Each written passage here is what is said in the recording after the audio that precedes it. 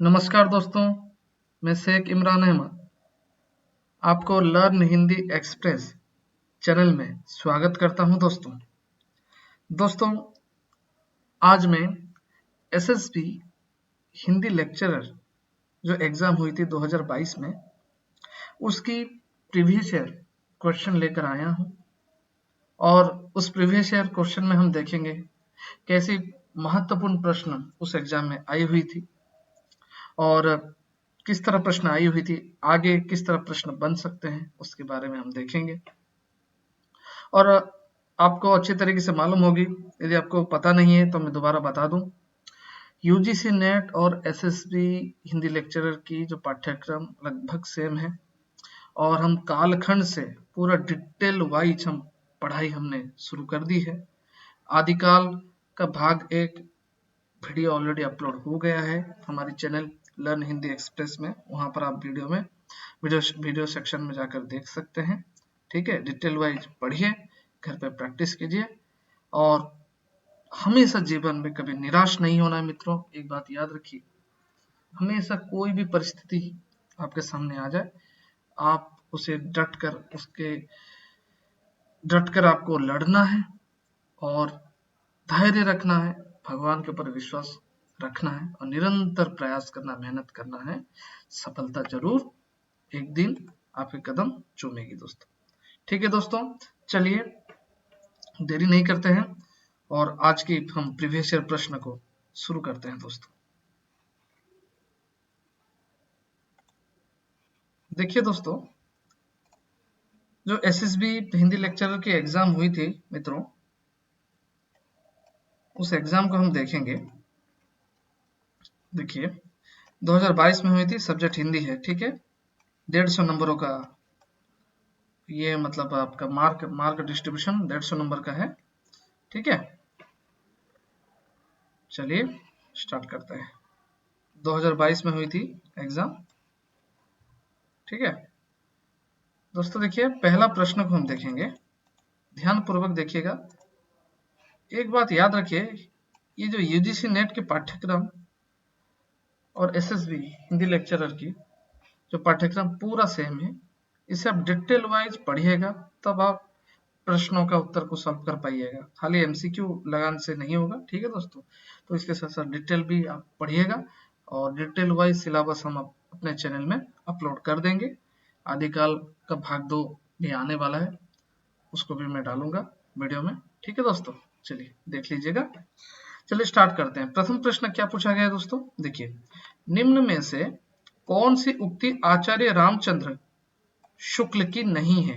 हाँ, एक बात याद रखिए, हिंदी में मतलब देखोगे एग्जाम में ज्यादातर देखना, चाहे वो पीजीटी हो, टीजीटी हो या लेक्चरर की जो एग्जाम है, वो नहीं वाला प्रश्न पूछ देता है। बच्चे क्या करते हैं, पढ़ लेते हैं, लेकिन ये नहीं वाला जो यहाँ पे जो शब्द है ना, इसे छोड़ देते हैं बच्चे। ये ध्यान से पढ़िएगा, प्रश्न को समझ में ना आए 2 बार 3 बार ध्यान पूर्वक पढ़िएगा बच्चों। जो बच्चा प्रश्न समझ लेगा वो बच्चा 4 ऑप्शन को अच्छी तरीके से देख लेगा, आंसर से पता चल जाएगा। ठीक है, तो यहाँ पर क्या पूछा गया है, निम्न में से कौन सी उक्ति आचार्य रामचंद्र शुक्ल की नहीं है। तो इसका क्या पूछा गया है, इसका आंसर होगा प्रथम ए होगा। ठीक है, ए क्या है ना, जिस विशाल भूभाग को आज हिंदी भाषा भाषी क्षेत्र कहा जाता है, उसका कोई एक नाम खोजना कठिन है। ठीक है दोस्तों, ये आपका प्रथम का ए होगा आंसर। चलिए आगे बढ़ते हैं। सेकंड क्या है, ग्रियर्सन ने भक्ति के उदय का कारण माना है। जॉर्ज ग्रियर्सन, आदिकाल में ऑलरेडी इनके बारे में पहला भाग में बताया गया है, देखना वीडियो में जाकर दोस्तों। ग्रियर्सन ने भक्ति के उदय का कारण माना है। क्या माना है, इसका आंसर क्या होगा, सी होगा दोस्तों। ठीक है, पाश्चात्य प्रभाव। ठीक है, ग्रियर्सन ने भक्ति के उदय का कारण माना है पाश्चात्य प्रभाव। नंबर 3 में देखेंगे, नंबर 3 में क्या पूछा गया, रामचंद्र शुक्ल ने साहित्य का व्यापक उद्देश्य स्वीकार किया है। रामचंद्र शुक्ल ने साहित्य का व्यापक उद्देश्य स्वीकार किया है।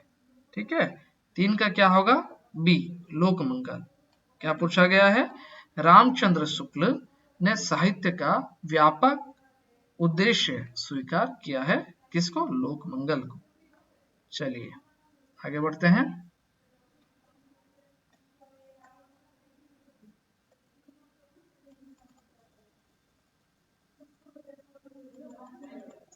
चलिए चौथा प्रश्न देखिए दोस्तों, अगर इस्लाम नहीं आया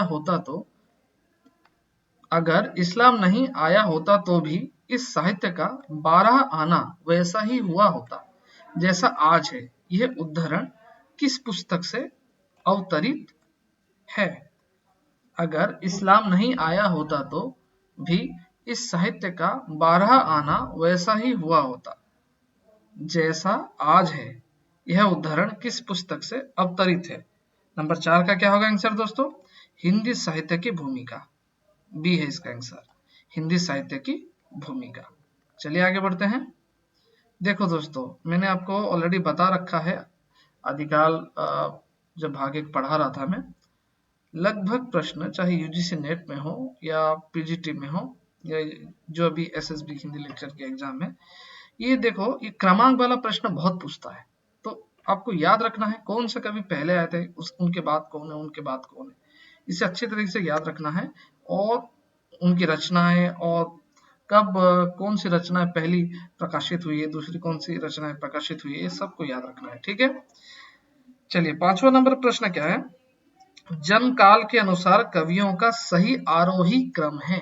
जन्म काल के अनुसार कवियों का सही आरोही क्रम क्या है? 5वां का देखिए ए होगा इसका सही आंसर। तो पहले कौन आए थे? बिहारी, उसके बाद भूषण, उनके बाद सेनापति और अंतिम में पद्माकर। बिहारी, भूषण, सेनापति, पद्माकर प्रथम इसका सही जवाब है। चलिए आगे। स्थापना वर्ष के अनुसार सही आरोही क्रम। अभी स्थापना वर्ष के अनुसार सही आरोही क्रम क्या है? नंबर 6 का क्या होगा आंसर? 6 का बी होगा। पहले क्या है? हिंदू कॉलेज, ब्रह्मा समाज, प्रार्थना समाज, आर्य समाज। हिंदू कॉलेज, ब्रह्मा समाज, प्रार्थना समाज और आर्य समाज। क्या पूछा गया था? स्थापना वर्ष के अनुसार सही आरोही क्रम। इसे थोड़ा इरेज कर दो दोस्तों मैं।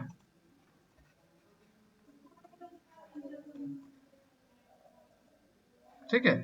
हाँ, स्थापना वर्ष के अनुसार सही आरोही क्रम है हिंदू कॉलेज, ब्रह्मा समाज, प्रार्थना समाज और आर्य समाज। नंबर 6 का क्या है? सही आंसर बी है। चलिए आगे बढ़ते हैं दोस्तों। नंबर 7 का देखिए, भारतीय साहित्य की प्राणधारा और लोक धर्म किस पुस्तक का एक अध्याय है? भारतीय साहित्य की प्राणधारा और लोक धर्म किस पुस्तक का एक अध्याय है? नंबर 7 का सही जवाब क्या है? सी है दोस्तों, दूसरी परंपरा की खोज। क्या है? दूसरी परंपरा की खोज। चलिए आगे बढ़ते हैं। नंबर 8 को देखेंगे।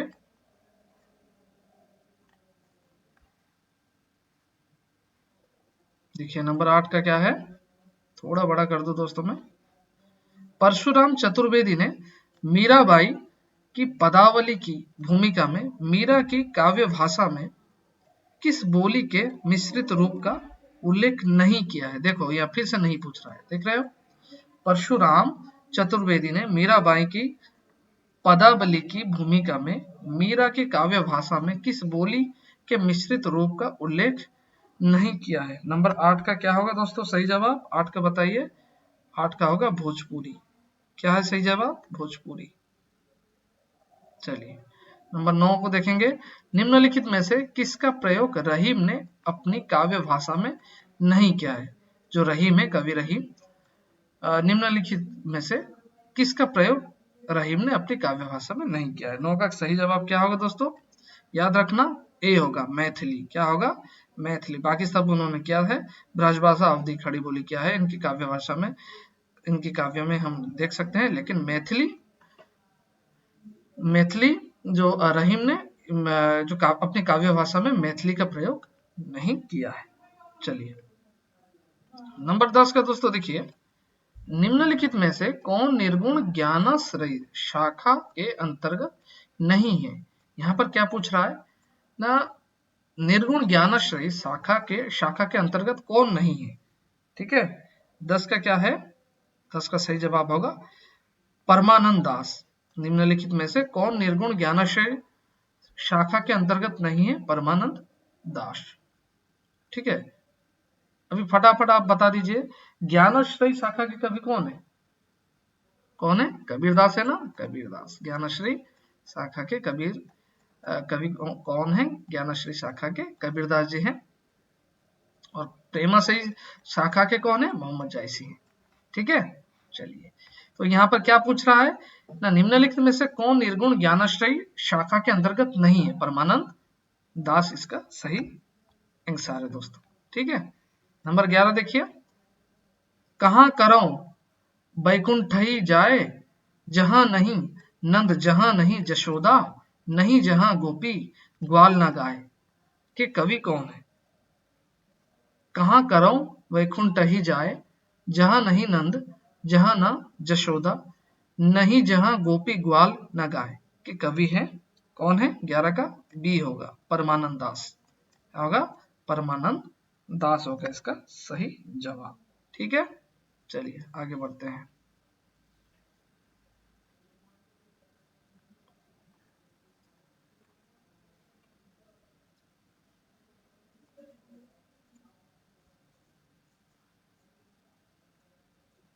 दोस्तों नंबर 12 देखिए, राधिका कन्हाई सुमिरन को बहानो है, यह काव्य पंक्ति किसकी है?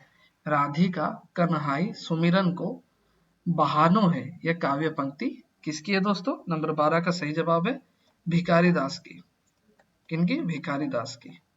चलिए आगे, नंबर 13, रीतिकाल के अंतिम प्रसिद्ध कवि का नाम है। याद रखो, इंपोर्टेंट है दोस्तों, बहुत से प्रश्न में पूछा जाता है। रीतिकाल के अंतिम प्रसिद्ध कवि का नाम क्या है?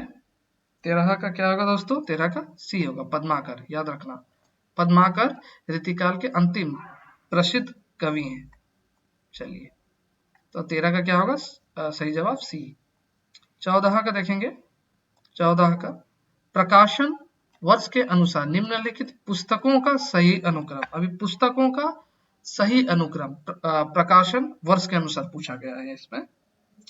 14 का ए होगा। ये प्रश्न बहुत पूछा जाता है दोस्तों। ठीक है, पहला क्या है ना, इस्तवार द लिटरेच्यूर एंदुई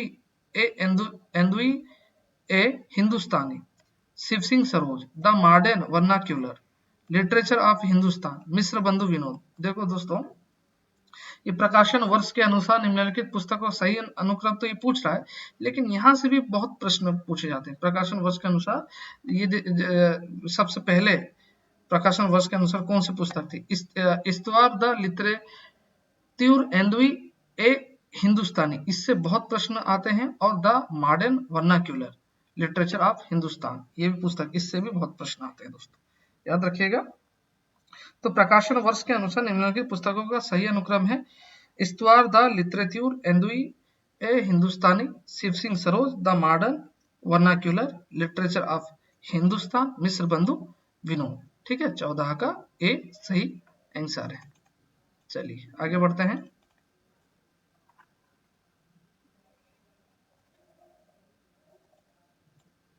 नंबर 15 का देखिए दोस्तों, नंबर 15 का श्रावकाचार के रचयिता है। यहां से तो बहुत प्रश्न पूछते हैं दोस्तों। श्रावकाचार के रचयिता हैं कौन है? 15 का देवसेन है। याद रखिएगा, 15 का डी होगा। श्रावकाचार के रचयिता हैं देवसेन। 16 का देखेंगे, 16 का है कुक्कुरिपा। कुक्कुरिपा किसके शिष्य थे? कुक्कुरिपा किसके शिष्य थे? 16 का क्या होगा? डी होगा, चरपटिपा। क्या है? चरपटिपा, इसका सही जवाब है। 17 का क्या है? हित हरिवंश किस संप्रदाय के कवि हैं? हित हरिवंश किस संप्रदाय के कवि हैं? 17 का क्या होगा? राधा बल्लभ। राधा बल्लभ संप्रदाय के कवि। 17 का बी सही आंसर है। नंबर 18 को देखेंगे दोस्तों, अमीरदास की कृति नहीं है। अमीरदास की कृति कौन सी नहीं है? 18 का सी होगा। रस रहस्य क्या होगा? रस रहस्य। चलिए आगे बढ़ते हैं। 19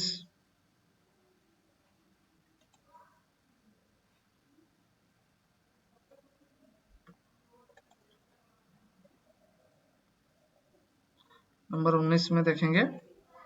देखिए 19 में क्या है? निम्नलिखित में से कौन सी विशेषता रीति मुक्त काव्य के लिए असत्य है? इसमें असत्य मतलब कौन सा गलत है बताया जा रहा है। निम्नलिखित में से कौन सी विशेषता रीति मुक्त काव्य के लिए असत्य है? तो 19 का सही जवाब क्या होगा दोस्तों? 19 का बी होगा, इंद्रियानुभूति। इंद्रियानुभूति इसका सही आंसर है। चलिए आगे बढ़ते हैं हम लोग। 20 देखते हैं। 20वां प्रश्न का 20वां प्रश्न देखते हैं। निम्नलिखित में से किस कवि की गणना रीतिबद्ध और रीतिमुक्त दोनों धाराओं में होती है? दोस्तों याद रखो, रीति काल में रीतिमुक्त कवि कौन है, रीतिसिद्ध कवि कौन है, ठीक है, और रीतिबद्ध कवि कौन है, इससे भी बहुत प्रश्न आते हैं। ध्यानपूर्वक इसे भी आप प्रैक्टिस कीजिएगा। निम्नलिखित में से किस कवि की गणना रीतिबद्ध और रीतिमुक्त दोनों धाराओं में होती है? 20 का सही इसका आंसर है ए, ध्वजी देव। क्या? ध्वजी देव इसका सही आंसर है। 21 देखेंगे। 21वां नंबर 21 में क्या है? निम्नलिखित काव्य पंक्तियों को उनके रचनाकार से सुमेलित करना है। निम्नलिखित काव्य पंक्ति को उनके रचनाकार से सुमेलित करना है। 21 का सही जवाब क्या होगा? बी होगा। क्या होगा? बी। अच्छा, सुमेलित करना बी। तो देखेंगे क्या है इसका। प्रथम का हमारो उत्तम भारत देश क्या होगा? पहला का सेकंड क्या होगा? राधाचरण गोस्वामी। हमारे उत्तम भारत देश होगा राधाचरण गोस्वामी। सेकंड क्या होगा इसका? आई होगा। धन्य भूमि भारत सब रतननी की उपजावनी। धन्य भूमि भारत सब रतननी की उपजावनी, इसका क्या होगा? बी का होगा।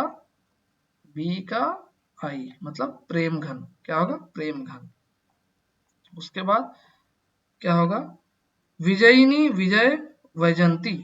विजयिनी विजय वैजंती, इसका क्या होगा? सी का आई भी होगा, भारतेंदु होगा। विजयिनी विजय वैजयंती होगा भारतेंदु। और अंतिम क्या है?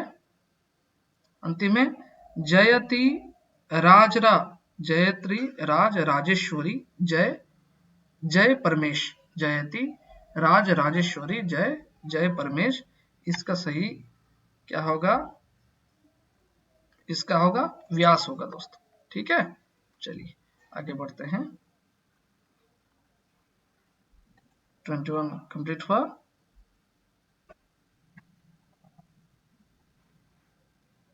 देखिए 22वां नंबर प्रश्न देखेंगे। क्या है ना? प्रकाशन वर्ष के अनुसार निम्नलिखित कृतियों का सही आरोही अनुक्रम क्या है? नंबर 22 का सही आरोही क्रम होगा 22 का डी होगा दोस्तों। ठीक है, प्रकाशन वर्ष के अनुसार निम्नलिखित कृतियों का सही आरोही अनुक्रम है। पहले नील देवी, उसके बाद प्रद्युम्न, विजय, नल दमयंती, स्वयंवर और महाराणा प्रताप।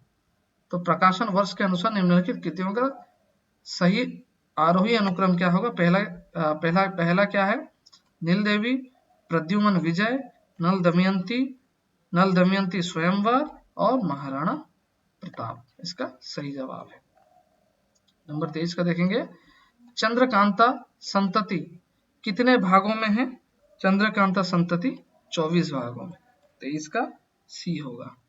24 निम्नलिखित संपादकों को उनकी पत्र पत्रिकाओं के साथ सुमेलित करना है।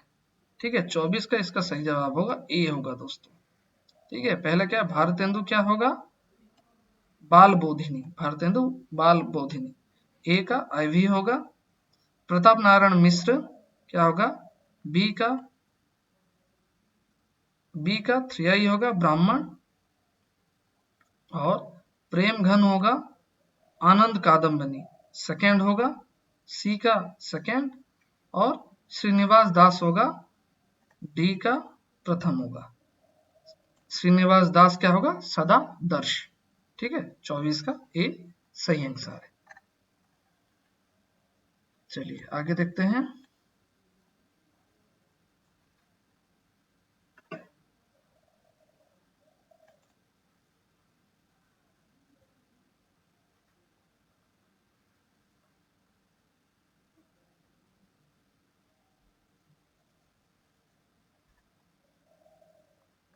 पच्चीस का देखेंगे, 25 नंबर का प्रश्न देखिए,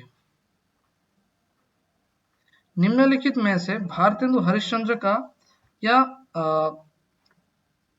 वृत्त नहीं है। निम्नलिखित में से भारतेंदु हरिश्चंद्र का या वृत्त नहीं है। 25 का क्या होगा? बी गया यात्रा होगा। यात्रा वृत्त नहीं है, ये होना चाहिए, सर ये या लिखकर छोड़ दिया है, मुझे लग रहा है निम्नलिखित में से भारतेंदु हरिश्चंद्र का यात्रा वृत्त नहीं है, सर यही होना चाहिए। गया यात्रा इसका सही जवाब है, 25 का बी। 26 का क्या है? खड़ी बोली का पहला महाकाव्य किसे कहा जा सकता है? ये इंपॉर्टेंट है दोस्तों, खड़ी बोली का पहला महाकाव्य किसे कहा जा सकता है? 26 का क्या है? इसका 26 का सही जवाब होगा सी। 26 का सी, प्रिय प्रवास। क्या होगा? प्रिय प्रवास। 27 देशभक्त वीरों मारने से नेक नहीं डरना होगा, प्राणों का बलिदान देश की वेदी पर करना होगा। काव्यांश के रचयिता कौन है?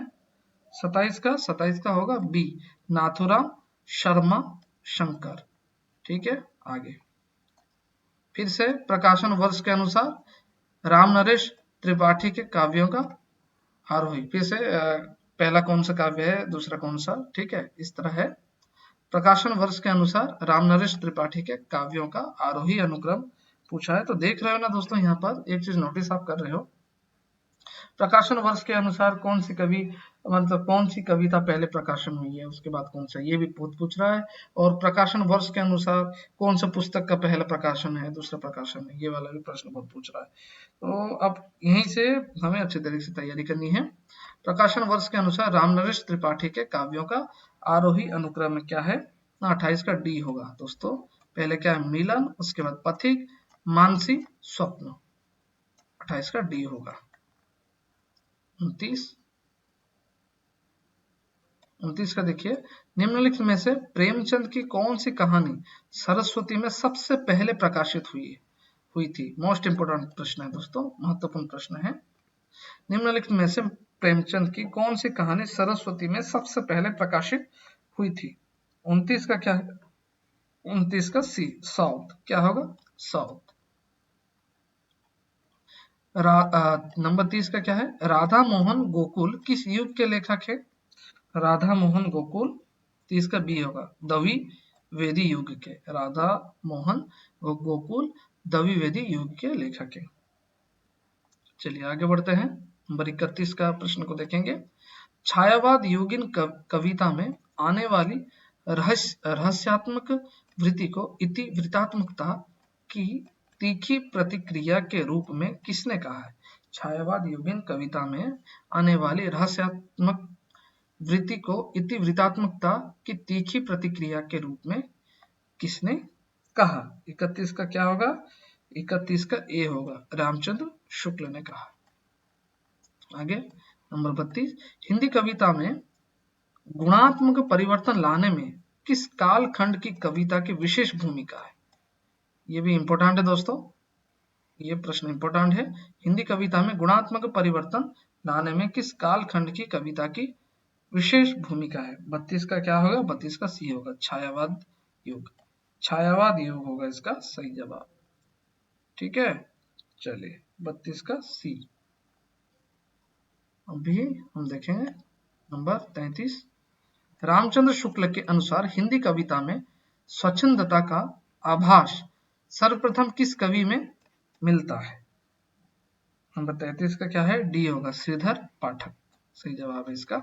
आगे 34, निम्नलिखित में से राष्ट्रीय सांस्कृतिक काव्यधारा के कवि नहीं है। फिर से नहीं है पूछ रहा है, निम्नलिखित में से राष्ट्रीय सांस्कृतिक काव्यधारा के कवि नहीं है, इसे ध्यान दीजिएगा, नहीं है प्रश्न पूछा जा रहा है। 34 का बी होगा, श्रीधर पाठक होगा। ठीक है, इनमें से राष्ट्रीय सांस्कृतिक काव्यधारा के कवि नहीं है श्रीधर पाठक। 35 का देखेंगे, एक बार बस और नाच तू श्यामा, सामान सभी तैयार, कितने ही असुर चाहिए कितने तुझको हार, कवितांश के कवि हैं। 35 का क्या होगा दोस्तों? 35 का बी होगा, सूर्यकांत त्रिपाठी निराला। एक बार बस और नाच तू श्यामा, सामान सभी तैयार, कितने ही असुर चाहिए कितने तुझको हार, कवितांश के कवि हैं सूर्यकांत त्रिपाठी निराला। 35 का बी होगा इसका सही आंसर। 36 देखिए, छायावादी भावबोध के निर्माण में किसकी सर्वाधिक भूमिका रही? छायावादी भावबोध के निर्माण में किसकी सर्वाधिक भूमिका रही? 36 का क्या होगा? सी, स्वानुभूति। छायावादी भावबोध के निर्माण में किसकी सर्वाधिक भूमिका रही? स्वानुभूति। 36 का सी होगा। आगे 37, शमशेर की मूल मनोवृत्ति एक इम्प्रेशनिस्टिक चित्रकार की है, यह पंक्ति है। 37 का क्या होगा? बी होगा, मुक्तिबोध की है। आगे, इस कदर कायर हूं कि उत्तर प्रदेश हूं, किसकी काव्य पंक्ति है? 38 का डी होगा, घूमिल का होगा। ठीक है, सुदामा पांडे घूमिल। ठीक है, चलिए 39, खुशबू का शिलालेख और मछली घर के कवि द्वय है। खुशबू का शिलालेख और मछली घर के कवि द्वय हैं। 39 का क्या होगा? बी होगा। क्या होगा? भवानी प्रसाद मिश्र, विजय देव नारायण शाही, इसका सही जवाब है। ठीक है, आगे नंबर 40 का है, प्रकाशन वर्ष के अनुसार केदारनाथ अग्रवाल के कविता संग्रहों का आरोही अनुक्रम। तो यहाँ पर केदारनाथ अग्रवाल के कविता संग्रह के हिसाब से पहले कौन सा उसके बाद कौन सा, ये पूछा गया है। ठीक है दोस्तों, प्रकाशन वर्ष के अनुसार केदारनाथ अग्रवाल के कविता संग्रहों का आरोही अनुक्रम क्या है? नंबर 40 का क्या है? 40 का होगा सही जवाब प्रथम ही है, ए। हे मेरी तुम, मार प्यार की थापें, बंबई का रक्त स्नान, जो शिलाएं तोड़ते हैं। 40 का ए है। आगे 41 देखेंगे, सतगुरु हमसू रीझी करी, एक कहां प्रसंग, बरसिया बादल प्रेम का भीजी गया अब अंग। सतगुरु कौन है? ये प्रश्न बच्चों मोस्ट एग्जाम में पूछे ही जाते ही हैं, इसे ध्यान दीजिएगा। 41 का बी है, रामानंद के, इनका है रामानंद के। सतगुरु हमसू रीझी करी, एक कहां प्रसंग, बरसिया बादल प्रेम का भीजी गया अब अंग। सतगुरु कौन है? रामानंद है। 41 का बी। आगे 42 नंबर का प्रश्न, अब मैं राम ही है रहा शीस नवाबों का ही, कवि ने किसके सामने सिर झुकाना नहीं चाहा। 42 का क्या होगा? सी होगा इसका आंसर, सिकंदर लोधी। सिकंदर लोधी के सामने कवि ने शीश झुकाना नहीं चाहा। 43, निम्नलिखित में से कबीरदास के संदर्भ में कौन सा असत्य है? 43 का क्या होगा? डी होगा, भाग्यवाद। कबीरदास जी भाग्यवाद को मानते रही थे। ठीक है, यह सत्य है। 44 नंबर का प्रश्न देखिए, देह दुल्हिया की बड़े ज्यो ज्यो जोवन ज्योति, त्यों त्यों लखी सोतियां, सवै मालिन दूती होती, इस पद में वर्णित है। 44 का क्या होगा? इसका सही जवाब सी होगा, बहु विवाह प्रथा। क्या है? बहु विवाह प्रथा, इसका सही जवाब होगा। 45, बिहारी के दीक्षा गुरु का नाम है। 45 का क्या होगा इसका आंसर? ए, नरहरि दास। बिहारी जी का दीक्षा गुरु का नाम है नरहरि दास। 46 देखिए, जोग जुगति सिखाए सभय, मनो महामुनि मैन चाहत पिया, अद्वैता काननों सेवत नय, इस पद में किस अलंकार का बाहुल्य है? 46 का क्या होगा बच्चों? श्लेष होगा इसका सही जवाब। ठीक है, चलिए आगे बढ़ते हैं। तो यहाँ पर आप देख रहे हो ना, यहाँ अलंकार से प्रश्न आया है दोस्तों, ठीक है ना। जोग जोग जुगति सिखाए सबे मनो महामुनि, मैन चाहत पिय अद्वैतता काननु सेवत नय। मतलब ये आपका एक पंक्तियां वाइज पूछ दिया है और इसमें बता रहा है कौन सा अलंकार है। इसमें श्लेष अलंकार है, क्योंकि आप जानते होंगे श्लेष अलंकार का नियम क्या है। जब एक ही शब्द प्रयुक्त हो, एक ही शब्द प्रयुक्त हो और उसके अर्थ अलग अलग निकले, ठीक है, उसे हम श्लेष अलंकार कहते हैं, ठीक है ना दोस्तों।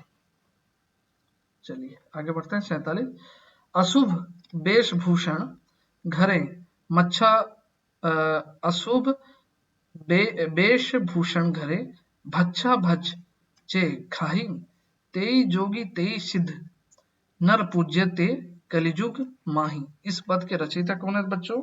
47 का क्या होगा? सी, तुलसीदास है। आगे आगे बढ़ते हैं। 48, श्री रामचरितमानस के उत्तरकांड के वक्ता का नाम क्या है? रामचरितमानस से पूछा गया है। ये श्री रामचरितमानस से तो बहुत प्रश्न पूछते हैं बच्चों, अलग अलग एग्जाम में, चाहे पीजीटी हो, टीजीटी हो, लेक्चरर एग्जाम हिंदी की। आप इसे ध्यान पूर्वक देखिएगा। श्री रामचरितमानस के उत्तरकांड के वक्ता का नाम क्या है? 48 का क्या होगा? ए होगा, काकभूषणी। काकभूषणी, काकभूषणी, ठीक है दोस्तों। 48 का ए होगा। 49 का क्या होगा? 49 नंबर का प्रश्न, कहूं षटपद कैसे खयात है हाथिन के संग गाड़े, रेखांकित शब्द का अर्थ क्या होगा? 49 का होगा बी, भ्रमर। 49 का बी भ्रमर होगा। अच्छा बच्चों याद रखिए, जो कांड है, ठीक है, वो कितना है? तुलसीदास जी ने जो कांड का वर्णन किया, कितना है? 7 है ना, 7 कांड है ना। तो यहाँ पर पूछा गया है श्री रामचरितमानस के उत्तर कांड के वक्ता का नाम क्या है? काकभूषणी है, ठीक है, याद रखिएगा। और 49 का बी होगा, कहूं षटपद कैसे खयत है हाथिनी के संग गाड़े, रेखांकित शब्द का अर्थ भ्रमर होगा। 49 का बी इसका आंसर है। 50, लोचन जल कागत मसी मिली कय हवे गई श्याम श्याम की पाती में। इसमें अलंकार क्या होगा बच्चों? अलंकार से आया है प्रश्न। 50 का डी, यमक, ठीक है, यमक अलंकार इसका है।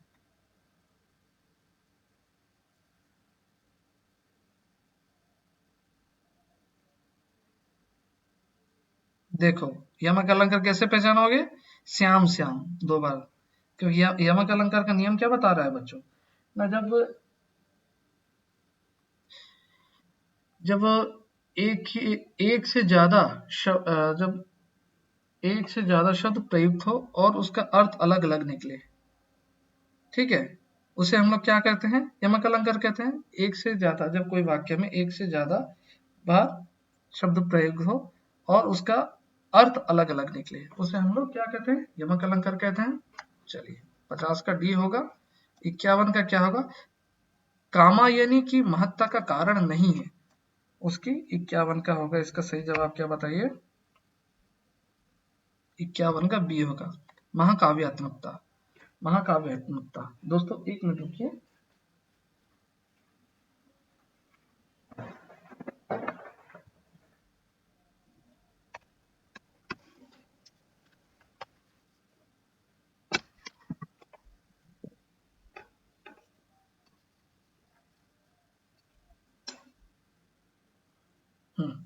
देखिए दोस्तों 51 का क्या है?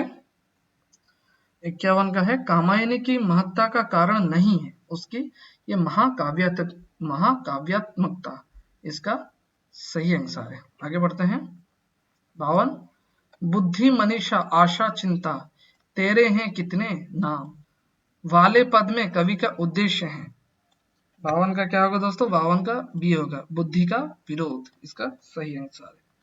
आगे देखिए 53, किस गहन गुहा से अति अधीर झंझा प्रवाह सा निकला ये जीवन विक्षुब्ध समीर, ये कामायनी के किस सर्ग से उद्धृत है? कामायनी के किस सर्ग से उद्धृत बताया जाता है? 53 का ईड़ा। कमानी का कितना सर्ग है बच्चों? 15 सर्ग है ना।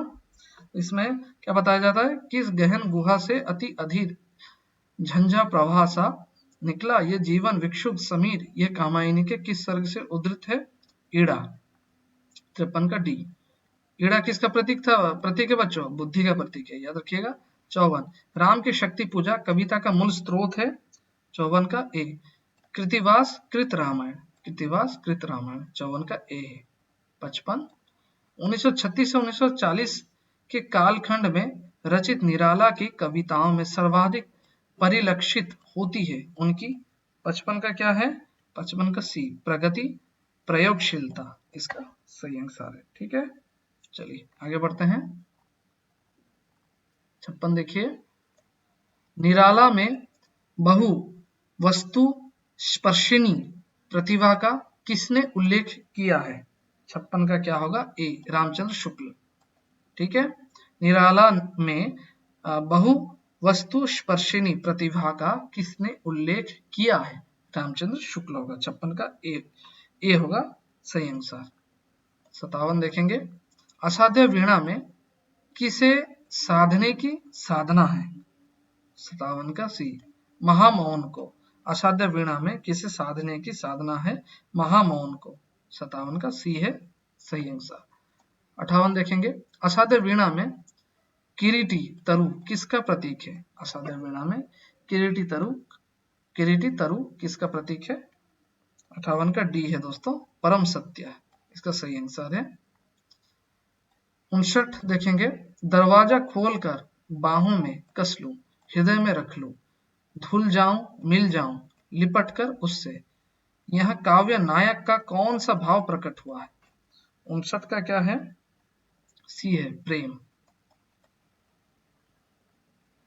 नंबर 60 देखेंगे, गहन मृतात्माएं इसी नगर की हर रात जुलूम में चलती, परंतु दीन में बैठती हैं मिलकर करती हुई षड्यंत्र, विभिन्न दफ्तरों कार्यालयों केंद्रों घरों में यह किसे बेनकाब किया गया है?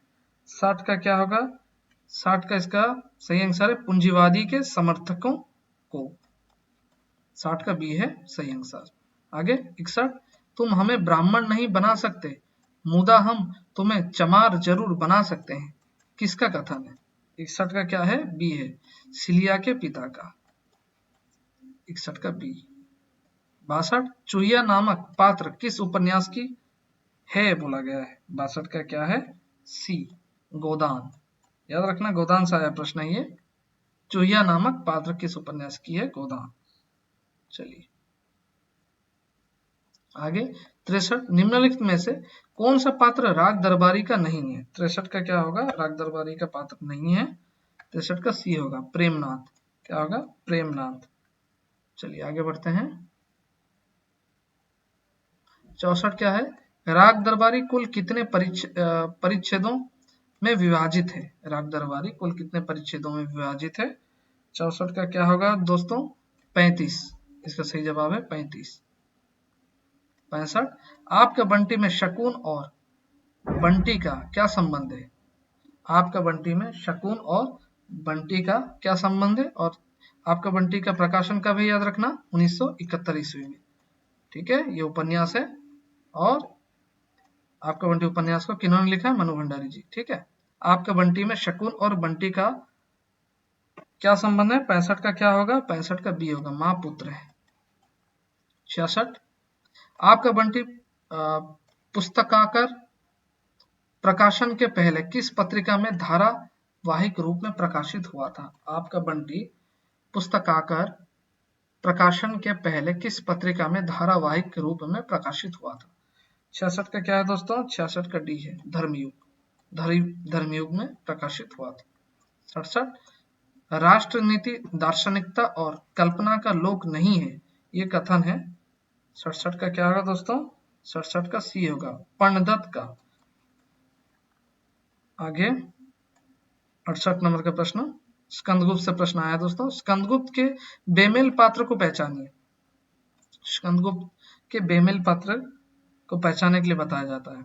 कौन है? 68 का डी अनंत देवी। कौन है? अनंत देवी। चलिए 69 आषाढ़ का एक दिन में कालिदास द्वारा किस राज सिंहासन के त्यागने का उल्लेख है? 59 का क्या है? कश्मीर। क्या होगा? कश्मीर। इसका सही जवाब ए होगा। 70 आषाढ़ का एक दिन पर आधारित फिल्म का निर्देशन किसने किया था? 70 का बी मणिकौल। यहां से बहुत प्रश्न आते हैं दोस्तों, ठीक है, याद रखिएगा आप। चलिए 70 का बी होगा। 71 निम्न में से कौन सा उपशीर्षक कविता क्या है निबंध में नहीं है? ठीक है, 71 का सी कविता और कल्पना। यहाँ पे नहीं है पूछा है, देखिएगा। निम्न में से कौन सा उपशीर्षक कविता क्या है निबंध में नहीं है? कविता और कल्पना। 71 का सी होगा सही आंसर। 72 देखिए, चाहे इतिहास ना हो, विज्ञान ना हो, दर्शन हो, पर कविता अवश्य होगी, यह कथन किसका है? 72 का क्या है दोस्तों? 72 का बी रामचंद्र शुक्ल का। ठीक है, चलिए आगे बढ़ते हैं। 73 क्या देखिए, लाल पान की बेगम कहानी में चंदा की चांदनी गीत कौन गाता है? चंदा की चांदनी गीत, लाल पान की बेगम कहानी में चंदा की चांदनी गीत कौन गाता है? 73 का क्या होगा? ए होगा चंपिया। क्या होगा? चंपिया। आगे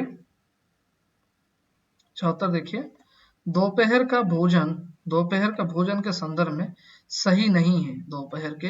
दोपहर का भोजन के संदर्भ में सही नहीं है पूछ रहा है। 74 का क्या है? सी भावुकता से ओतप्रोत कहानी। भावुकता से ओतप्रोत कहानी। 74 का सी है सही आंसर। 75 देखिए, वांचो कहानी का प्रसंग संबंधित है। वांचो कहानी का प्रसंग संबंधित है। 75 का सी होगा। भारत पर चीन के आक्रमण से। 75 का सी। आगे 76 देखिए, खोई हुई दिशाएं में किस शहर को देखने और समझने का नया बोध उत्पन्न होता है? 76 का क्या होगा? 76 का डी होगा दिल्ली। खोई हुई दिशाएं में किस शहर को देखने और समझने का नया बोध उत्पन्न होता है? क्या है? 76 का डी होगा सही आंसर। 77 जहां लक्ष्मी कैद है में कथाकार की मुख्य चिंता है। 77 का क्या होगा? ए मर्दवाही व्यवस्था का शोषण। जहां लक्ष्मी कैद है में कथाकार की मुख्य चिंता है मर्दवाही व्यवस्था का शोषण। 77 का ए होगा दोस्तों। 78 देखिए, क्या वे सब प्रतीक्षा कर रहे हैं, लेकिन कहां के लिए? हम कहां जाएंगे? इस अंश का वक्ता है। 78 का बी लतीका। लतीका होगा इसका सही आंसर। 79 इनमें से कौन सा डेविड साहब का प्रिय शब्द नहीं है? 79 का होगा डी इडियट। क्या होगा? इडियट। 80 सारी जिंदगी और सारी दुनिया और सारा जमाना तुम्हारे सामने पड़ा है और तुम एक बेमतलब के बूढ़े को लेकर मुंह लटकाए बैठे हो, यह किस कहानी का उदाहरण है? 80 का होगा सी अपना रास्ता लो बाबा। ठीक है, 81 देखिए, काव्य शास्त्र से प्रश्न आया दोस्तों। भारतीय काव्य शास्त्र मतलब काव्य शास्त्र है ना, काव्य शास्त्र में से प्रश्न आया है। ठीक है, तो यहाँ पर देखो, प्लेटो का यूनानी नाम है, ये क्या पाश्चात्य है ना, पाश्चात्य काव्य शास्त्र। प्लेटो का यूनानी नाम है। 81 का क्या होगा इसका सही आंसर? प्लाटोन। प्लेटो का यूनानी नाम है प्लाटोन। इंपोर्टेंट है, प्रश्न यहाँ से बहुत पूछते हैं दोस्तों। ठीक है, 82 प्लेटो की कृति नहीं है, अभी नहीं है पूछ रहा है प्लेटो की कौन सी कृति नहीं है? The Iliad. द इलियड प्लेटो की कृति नहीं है। इयोम सिंपोजियम रिपब्लिक ये प्लेटो की कृति है, लेकिन प्लेटो की कृति नहीं है द इलियड। 82 का ए होगा सही आंसर। 83 अरस्तु से अपने काव्य चिंतन में किस दृष्टि का उपयोग किया है? 83 का होगा बी काव्याश्रित दृष्टि। अरस्तु ने अपने काव्य चिंतन में किस दृष्टि का उपयोग किया है? काव्यश्रित दृष्टि। इसका 83 का बी होगा सही आंसर। 84 देखिए, रिचर्ड्स ने किसके सहारे काव्य के भाव पक्ष की व्याख्या की है? रिचर्ड्स ने किसके सहारे काव्य के भाव पक्ष की व्याख्या की है? 84 का डी होगा मनोविज्ञान, इसका सही आंसर है। 85 देखिए, रिचर्ड्स के मूल्य सिद्धांत पर किसका दर्शन हावी है? ए होगा कालरिज। 86 देखिए, रिचर्ड्स ने अपने किस पुस्तक में संप्रेषण का उल्लेख नहीं किया है? 86 का क्या होगा? 86 का द फाउंडेशन ऑफ एस्थेटिक। यहाँ पर पूछ रहा है रिचर्ड्स ने अपने किस पुस्तक में संप्रेषण का उल्लेख नहीं किया है, पूछ रहा है, ठीक है। The foundation of aesthetic. 86 का सी होगा। तो यहाँ पर आप नोटिस कर रहे हो बच्चों, नहीं प्रश्न कितना आ रहा है, ठीक है। तो ध्यान पूर्वक पढ़ना है, ना कि ऊपर से पढ़कर चले जाओगे, वहां पर नहीं पूछा होगा, ठीक है ना। 87 का देखिए, रिचर्ड्स के काव्य मूल्य सिद्धांत की आलोचना किसकी है? 87 का डी एलन टेट की। 88 शरीर ताव दिष्टार्थ व्यवच्छिन्ना पदावली किसने कहा है? शरीर ताव दिष्टार्थ व्यवच्छिन्ना पदावली किसने कहा है? 88 का क्या होगा बच्चों? सी होगा, दंडी ने कहा है। 88 का सी। 89 आचार्य रुद्रट ने किस ग्रंथ में शब्दार्थो काव्यम कहा है? आचार्य रुद्रट ने किस ग्रंथ में शब्दार्थों काव्यम कहा है? बच्चों ये भी इंपोर्टेंट है। 89 का होगा क्या होगा? काव्य अलंकार। काव्य अलंकार यहाँ से भी बहुत प्रश्न आते हैं, यूजीसी नेट में भी पूछा जाता है और अलग अलग assistant professor, professor, lecturer exam में भी पूछा जाता है, पीजीटी में भी आता है। आचार्य रुद्रट ने किस ग्रंथ में शब्दार्थों काव्यम कहा है? काव्य अलंकार होगा। 89 का बी इसका आंसर। 90 वाक्यम रसात्मकम काव्यम किस ग्रंथ में कहा गया है? वाक्यम रसात्मकम काव्यम किस ग्रंथ में कहा गया है? 90 का क्या होगा सही आंसर? ए होगा साहित्य दर्पण। क्या होगा? साहित्य दर्पण। वाक्यम रसात्मकम काव्यम किस ग्रंथ में कहा गया है? साहित्य दर्पण। 90 का ए। आगे बच्चों देखिए 91 का काव्य प्रयोजन के अंतर्गत सदह पर निवृत्ति का अर्थ है। काव्य प्रयोजन के अंतर्गत सदह पर निवृत्ति का अर्थ है। 91 का होगा बी शीघ्र उत्कृष्ट आनंद की उपलब्धि करना, ठीक है। 91 का बी है। 92 भरत के पूर्व रस सिद्धांत से संबंधित ग्रंथ है। 92 का होगा ए अष्टाध्यायी। ये भी इंपॉर्टेंट है दोस्तों, यहाँ से प्रश्न आते हैं, ध्यान दीजिएगा। चलिए आगे 93 ध्वनियों से संबंधित अव्यय है। ध्वनियों से संबंधित अव्यय है। 93 का सी। अभी देखो ग्रामर से आ गया दोस्तों, ठीक है। ध्वनियों से संबंधित अव्यय है, क्या है? नासिका विवर। वर्ण से प्रश्न आ गया, ध्यान पूर्वक देखिएगा। 93 का सी है। 94 ध्वनियों के वर्गीकरण का आधार नहीं है। नहीं है पूछ रहा है, ध्वनियों के वर्गीकरण का आधार नहीं है। 94 का होगा काल होगा, बी होगा। 94 का बी। 95 का मान स्वरों की संख्या है। मान स्वरों की संख्या कितनी है? 8 है। मान स्वरों की संख्या कितनी है? 8 है। 95 का ए। उरस्य ध्वनि का उदाहरण। उरस्य ध्वनि का उदाहरण होगा 96 का डी होगा, ह होगा। क्या होगा? ह। 96 का उरस्य ध्वनि का उदाहरण है ह। 97 का है पश्च स्वर का उदाहरण है। पश्च स्वर का उदाहरण क्या है? उ, जो छोटा उ है ना, ये होगा पश्च स्वर का उदाहरण उ। 97 का सी।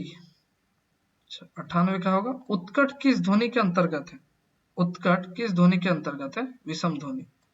याद रखिएगा, उत्कट किस ध्वनि के अंतर्गत है? विषम ध्वनि। 98 का बी है।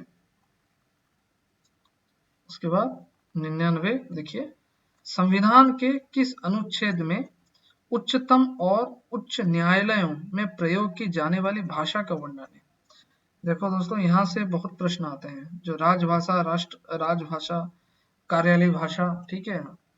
तो राजभाषा से बहुत प्रश्न आते हैं, याद रखिएगा। कौन से अनुच्छेद में राजभाषा का कौन से अनुच्छेद में वर्णित किया गया है, ठीक है।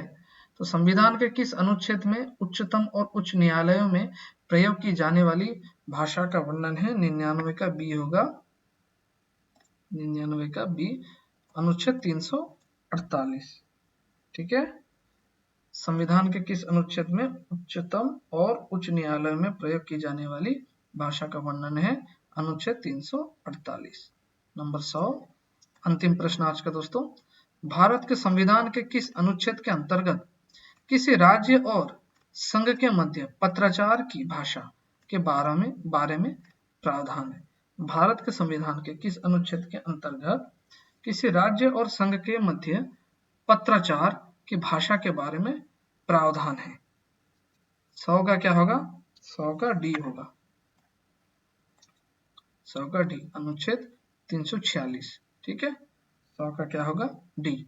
भारत के संविधान के किस अनुच्छेद के अंतर्गत किसी राज्य और संघ के मध्य पत्राचार की भाषा के बारे में प्रावधान? अनुच्छेद 346, ठीक है बच्चों। बच्चों उम्मीद है मुझे आपको आज की जो महत्वपूर्ण प्रश्न है उसे अच्छी तरीके से हमने प्रीवियस ईयर प्रश्नों का डिस्कशन किया जो 2022 में पूछे गए थे, ठीक है। और मुझे उम्मीद है आप अच्छी तरीके से देखे होंगे, एनालिसिस किए होंगे जो प्रीवियस ईयर प्रश्न कैसे आए हैं। और दोस्तों मैं यूजीसी नेट और एसएसबी हिंदी लेक्चरर, जो एसएसबी हिंदी लेक्चरर की जो सिलेबस है ना, उसको पूरा कालखंड के आधार पर पूरा पार्ट बाय पार्ट में लेकर आऊंगा। आदिकाल का भाग 1 हमने अपलोड कर दिया है, भाग 2 अपलोड करेंगे। पूरा सिलेबस वाइज पूरा स्टेप बाय स्टेप हम पढ़ेंगे, पूरा डिटेल पढ़ेंगे, एमसीक्यू भी प्रैक्टिस करेंगे। तो बच्चों यदि आप चैनल में नए हो, आप ही का चैनल है लर्न हिंदी एक्सप्रेस, आप इसे लाइक कर दीजिए, ज़्यादा से ज़्यादा शेयर कीजिए और सब्सक्राइब कर दीजिए। और यदि आप हमसे जुड़े हैं, मैं आपसे ये वादा करता हूँ जो मैं कभी भी आपको निराश नहीं करूँगा। कुछ भी डाउट्स हो, कुछ भी पूछना हो और आप आराम से पूछ सकते हो, एक एक चीज़ों को आपको क्लियर करवाया जाएगा दोस्तों, ठीक है। आप ही का चैनल है, आपने पहले बहुत प्यार दिया है, मुझे उम्मीद है आप आगे भी प्यार दोगे। तो दोस्तों और एक महत्वपूर्ण बातें हैं, हमारी जो पेड बैच क्लासेस हमारी स्टार्ट हो चुकी है। जूनियर टीचर, OSSTT हिंदी और RST हिंदी, RST हिंदी की 4th फेज की वैकेंसी आगे आने वाली है। OSTT हिंदी भी टीचर एलिजिबिलिटी टेस्ट है जो OSTT हाई स्कूल के लिए, OSTT हिंदी की भी आपको नोटिफिकेशन देखने को मिल जाएगी। और जूनियर टीचर जो JT अभी उसकी अप्लाई कंटिन्यू चल रही है निरंतर। तो जूनियर टीचर में भी आप जानते होंगे MI हिंदी एक पेपर है, उसमें भी क्लास 6 से 8 तक, उसमें 15 नंबर का कंटेंट पेपर हिंदी का, उसमें हिंदी में पूछी जाती है प्रश्न। तो उसको मैं बहुत अच्छी तरीके से बीट बाय बीट आपको पढ़ाऊंगा। OSTT हिंदी भी आपको सिलेबस वाइज पूरा बीट बाय बीट पढ़ाया जाएगा, लाइव क्लासेस में, रिकॉर्डेड क्लासेस में नहीं। और आगे आने वाली जो RST हिंदी की 4th पेज वैकेंसी, उसको भी बेहतरीन ढंग से मैं आपको पढ़ाऊंगा। ये सिर्फ लर्न हिंदी एक्सप्रेस चैनल में ही आपको मिल जाएंगे, बहुत क्वालिटी कंटेंट प्रोवाइड किया जा रहा है। 2021 में लगभग हमारे बच्चे, लगभग पहली कॉन्ट्रेक्चुअल की एग्जाम हुई थी, बहुत बच्चों का सिलेक्शन हुआ है। और कुछ कारणवश आगे कुछ टाइम तक हम कंटिन्यू नहीं कर पाए, परेशानी समस्या के कारण, लेकिन अभी निरंतर कंटिन्यू हमारी चलेगी क्लासेस। तो पेड बैच हमारी स्टार्ट हो चुकी है दोस्तों। ये मेरा मोबाइल नंबर है 969